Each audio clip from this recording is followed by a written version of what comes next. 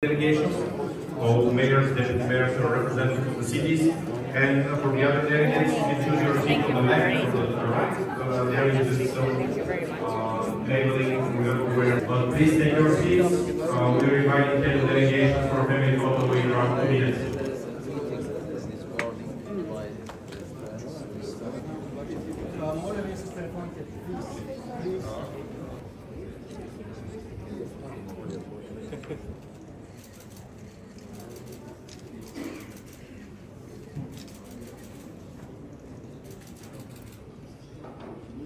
Thank you. Our young organization, which started with 23 cities in 2021, now includes 73 members across 12 countries. I welcome our first Slovenian member, Novo Mesto. Gregor, are you here? Yeah, please, welcome. As Sofia takes over the helm of B40, I want to underline the special place Sofia holds at Turkey's heart. It was here that Mustafa Kemal Atatürk, the founder of the Republic of Turkey, served as a military attaché before heading for the harsh Gallipoli campaign. Atatürk, a visionary and courageous leader, was quoted as saying that Sofia symbolized his youth. Therefore, it is a pleasure to see my dear friend Vasil Terziev, a young and visionary leader, to take B40 to the next level. Together with the participation of our observer members and our ties with respected global organizations, we will build a more resilient, sustainable, and prosperous future. Dear friends, B40 is more than a diplomatic initiative. It is a tool for justice, prosperity, and democratic governance in the Balkans. Our agenda for the next 2 days extends from protecting heritage to digital transformation, from green energy initiatives to migration. The cities, the bedrock of civilization in history, are also the change makers of today.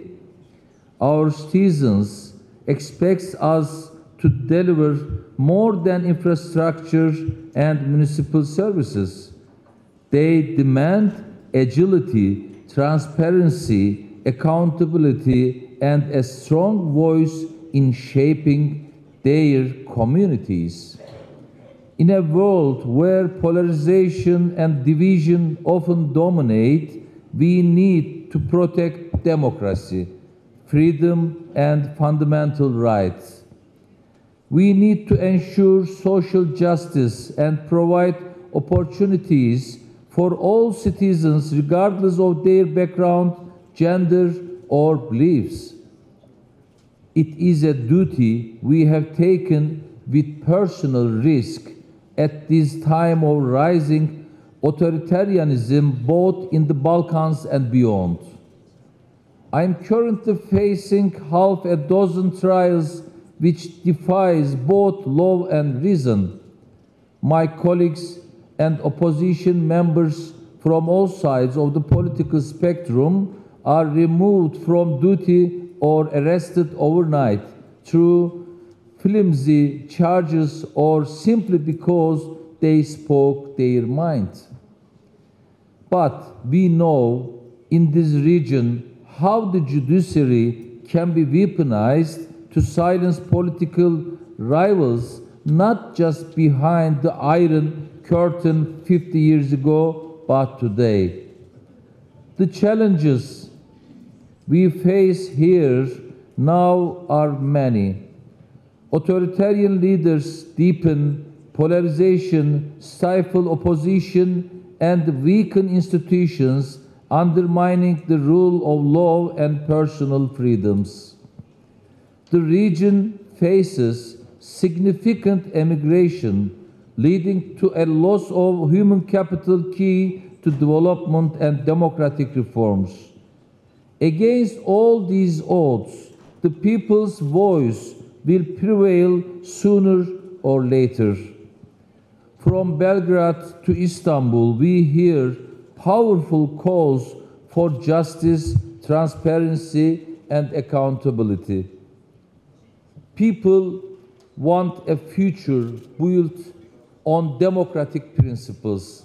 They want the rule of law and not a la carte justice serving the powerful.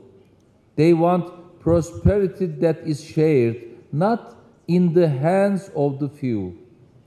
They do not want their children to leave their country because they have no jobs and no hope of finding one. Dear colleagues, in Istanbul and Turkey, we have seen how strong local leadership can transform cities and inspire a country. The Istanbul model we created rests on three pillars: inclusion, social justice, and sustainable development. We set up participatory mechanism through open town halls to digital platforms. Years of divisive politics had fractured trust among communities. We chose a different path by uniting rather than dividing. We built a shared vision for progress that transcended partisan lines.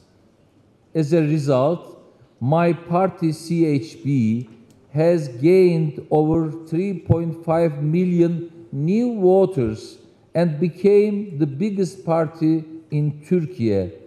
But this is just the beginning. Dear friends, our efforts for our respective cities cannot succeed in isolation. Together, we can build a more interconnected, thriving Balkans. Most important of all, we can create a model of regional stability, democracy, and justice. Before I conclude, I would like to pay homage to the visionary leadership of my dear friends, Kostas Bakoyannis, Haris Doukas, and Eryon Velia. Regrettably, Eryon could not be with us today, unfortunately. I am hoping that the truth about his innocence will be out very soon. Now, under the leadership of Vasil, assisted by our hard-working secretariat in Istanbul, we will collectively write a new chapter recording much progress in the history of the B40.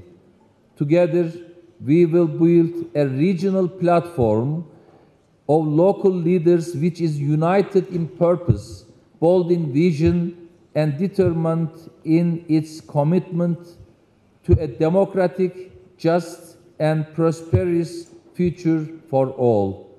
Thank you very much. Благодаря. Teşekkürler.